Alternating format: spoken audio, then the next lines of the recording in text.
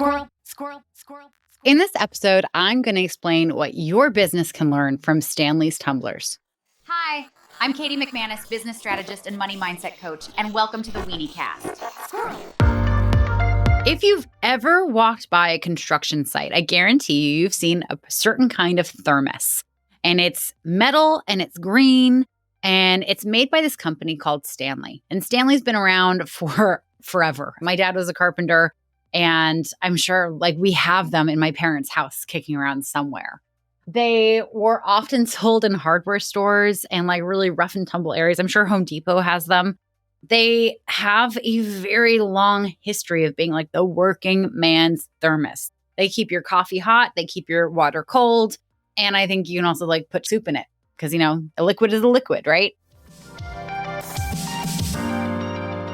Stanley has gone through kind of a shift lately because they created a tumbler that went wild with the Pinterest moms who want a big thing of water with a straw. They shifted their ideal client, essentially. They made a shit ton of money doing it. Stanley, the company, used to make $70,000 a year.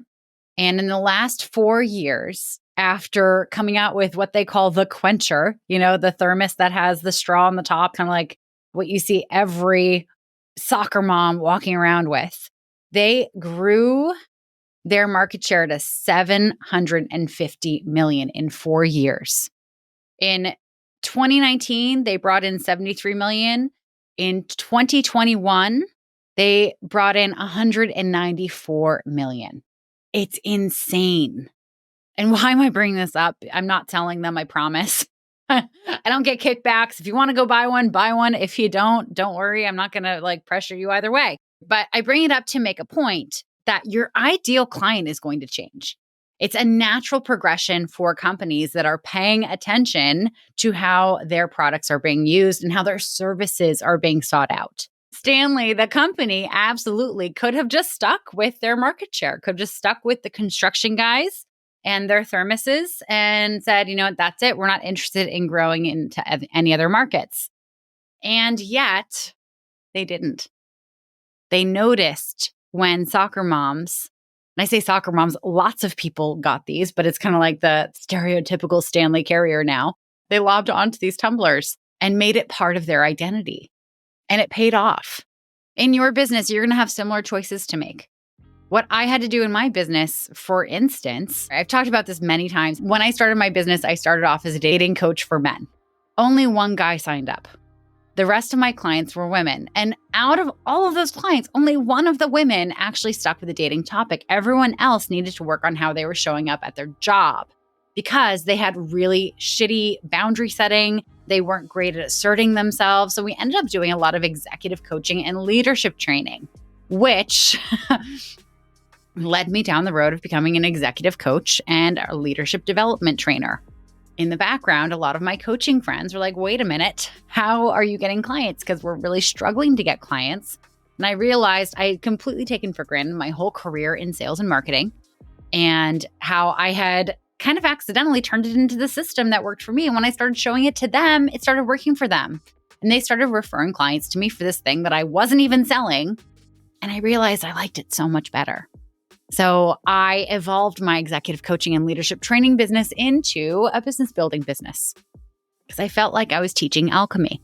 Now, after doing that for a couple years, something funny I noticed is that most of my clients had ADHD and they were drawn to me, A, because I'm pretty open about having ADHD, and B, because I work in a way that is really friendly to folks with ADHD. There's no hard and fast, here's what you need to do and how you need to do it and go, and you have to be my way or the highway or get the hell out.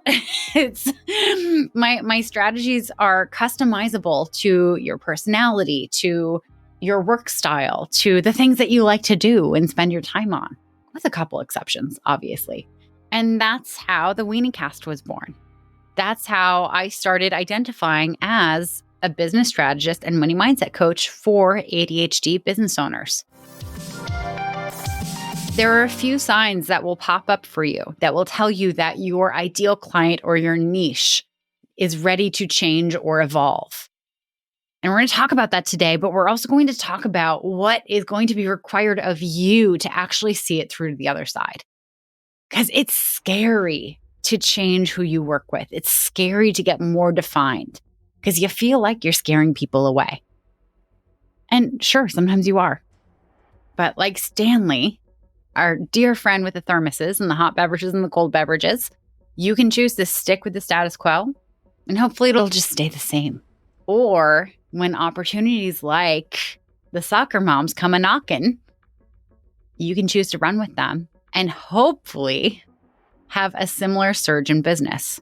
And fingers crossed that you jump from something like 73 million to 194 million in 2 years. If you do, please let me know. I would like to invest in your business. But maybe tell me before you surge so I can really get in with a good share price. So here are a few of the signs that your ideal client or your niche is wanting to change naturally. The first one is your niche is narrowing down naturally.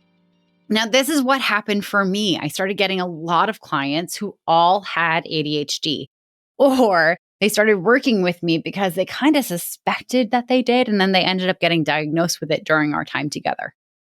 If there was anyone out there who had a theory that ADHD is contagious, they'd have a very easy time coming up with bad evidence by looking at some of my clientele, because it seems that when people work with me, they get diagnosed with ADHD. It's not a causation thing. It's more of a coincidence thing. I don't cause ADHD in other people is what I'm saying. Okay. Don't come after me. Now, I absolutely didn't have to go with the ADHD thing. I could have just stayed a business strategist for heart-centered service providers, which I still talk a lot about. However, one of the things that I saw is there were so many ADHD business owners who are looking for support and not finding neurodiverse friendly support. Like myself, I had so many coaches in the beginning years of my business that were neurotypical, who didn't understand that my brain just worked differently and caused a lot of shame for me. Really slowed me down because they made how I was working in my own business wrong because it wasn't their way. And when I started noticing this trend in my business, that a lot of folks that were maybe ADHD or definitely ADHD were coming to me, that there was this fear they had that they were going to be made wrong. And I realized instead of just having it kind of be an aside of, by the way, I have ADHD and you're safe with me, to stick this flag in the ground and say, no, this is an ADHD friendly space. This is a space designed for people whose brains work differently, whose brains have always had to bend like pretzels to fit into the model that has been handed to them that's created by neurotypicals. We're not standing for that anymore. We're creating shit that works for you in your business. Now, this could also happen, for instance, when I said I was a dating coach for men and I got pretty much all female clients. That's another instance of your niche is kind of naturally shifting to something else. I've said it before and I will say it a gazillion times again. Picking a niche and discovering your ideal client is a dance with the universe. You're never going to find the right dance partner if you just sit on the sidelines. You have to get up and you have to get on the dance floor. And you have to dance with the first person. If they're the right person to dance with, you're going to dance with them all night. Congratulations. There you go. But if they're wrong, you're going to find your next partner. And you're going to find your next partner. And then the next partner is going to find you. It happens on the dance floor. It happens in your business. But it can't happen if you don't get up and start dancing.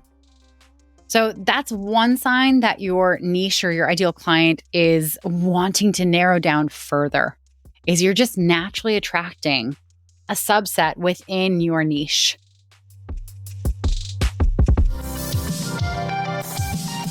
The next sign is you're getting a lot of clients who are signing up for the thing that you offer and then saying, hey, can you also do this other thing? This is the quintessential Stanley example. They had a solid product that everyone knows and loves. And once you have a Stanley thermos and you're in the Stanley thermos family, once your friend drives over your Stanley with their pickup truck and squashes it, you're just going to go and replace your Stanley. But when the soccer moms came a knocking, said, hey, can you make more of these tumblers that you made once? We love them. It's a sign that you have a new market available to you. You have a new service offer that has a market that's ready to spend money on it.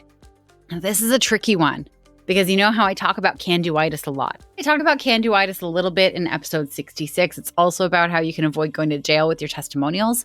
Great episode. I recommend you go check it out. But can-do-itis is basically where you have a bunch of clients who are all asking you to add different random things onto your service offering. Now, we want to be very careful around this because when you have can-do-itis, you get spread way too thin, doing way too many different things, and it's incredibly hard to continue to deliver at the level of excellence that you're used to when you're doing so many different things. But if you find that 70% of your clients are saying, hey, can you also do this one other thing? And it's all the same.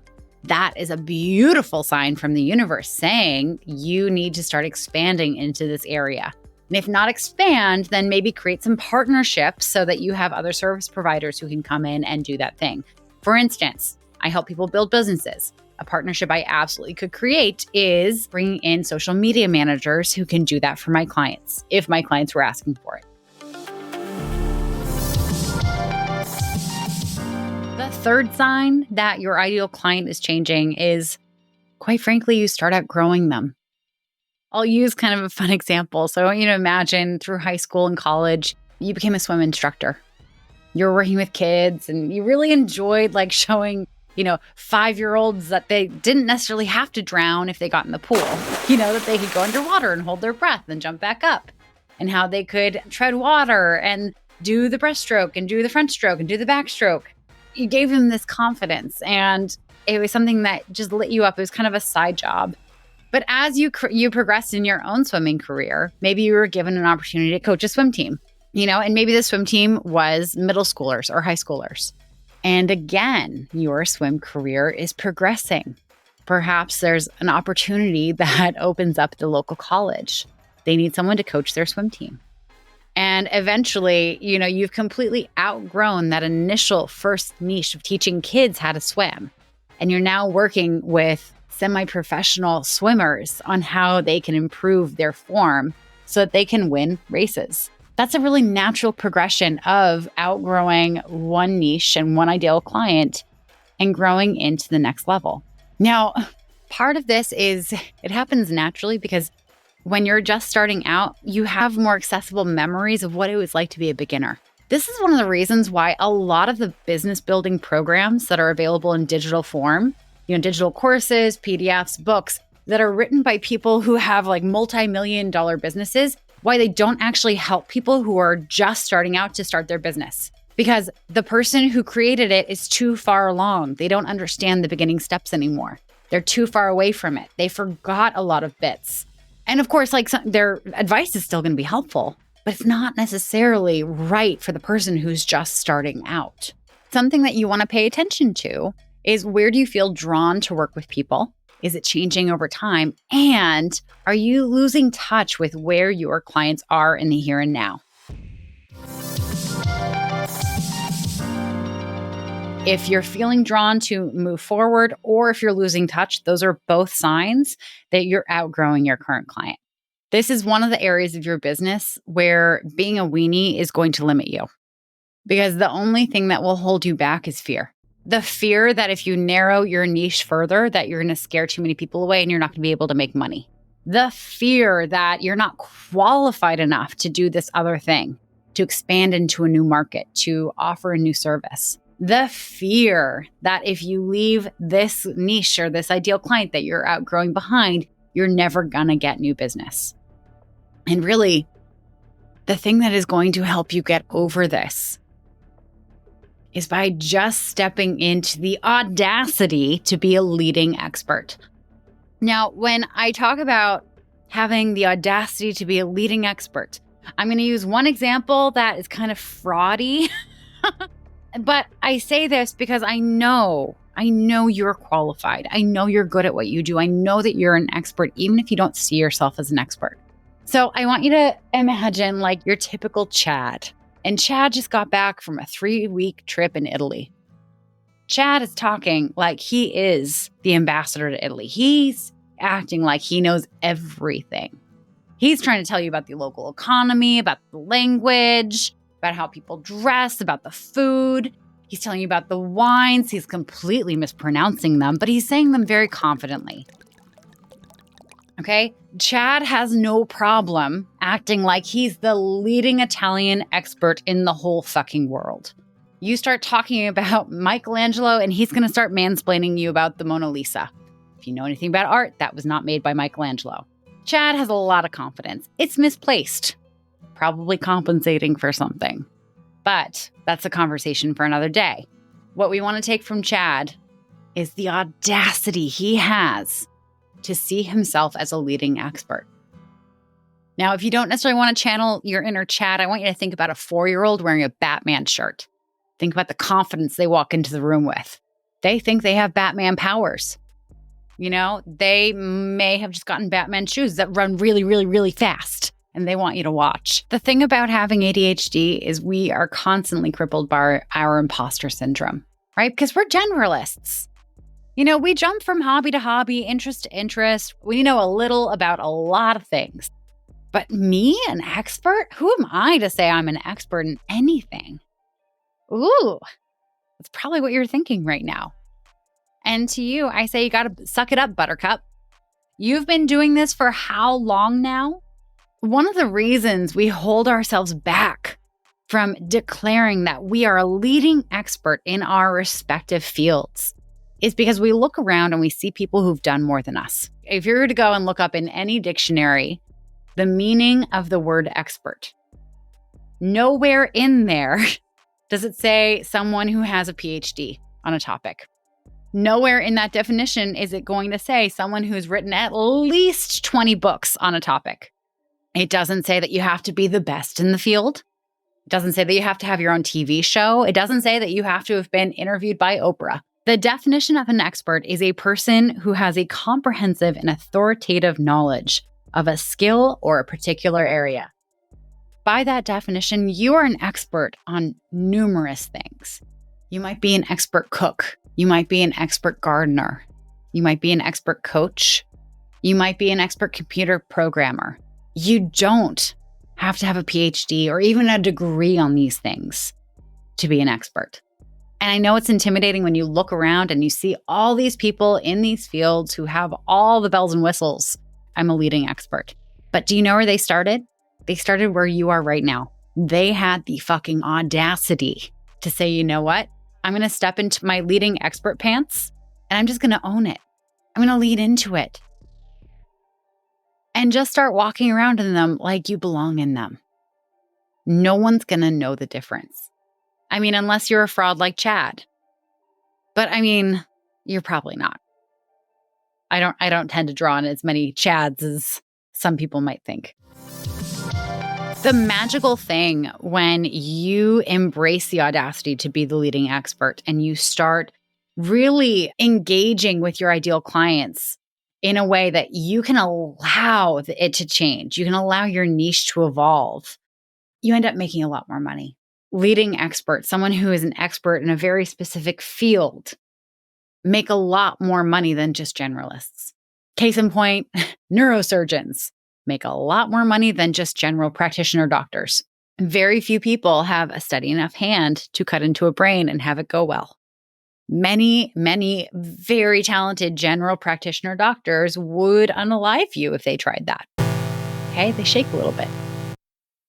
You also open the door to more markets. And I don't just mean the Stanley example of this, where you're selling to one market and then you get to add to another. I mean, you can take over different tiers of the market. As you grow into your expertness, you can roll out programs that help people who are just starting out.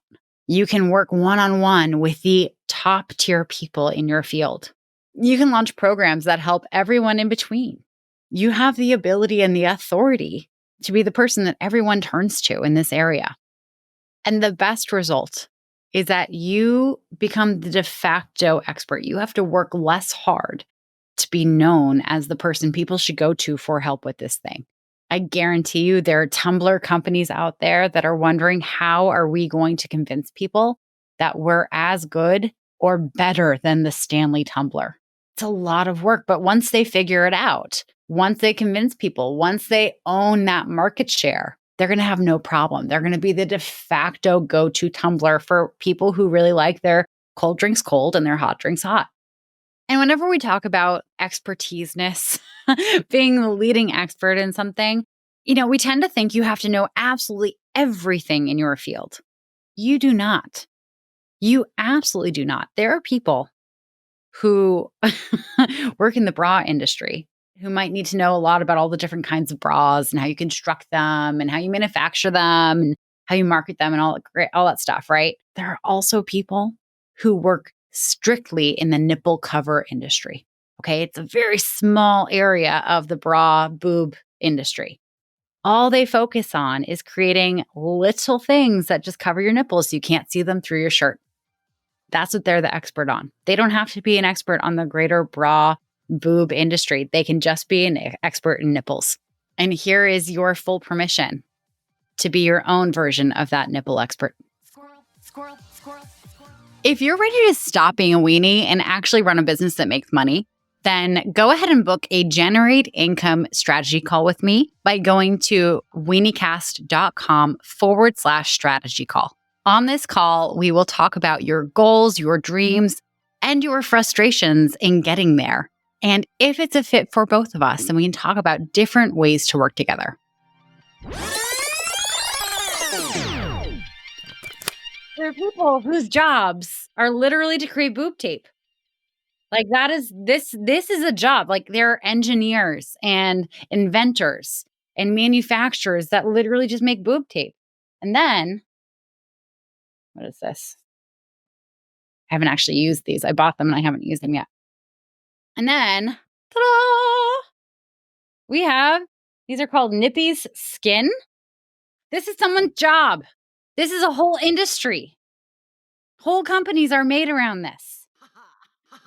Squirrel, squirrel, squirrel, squirrel.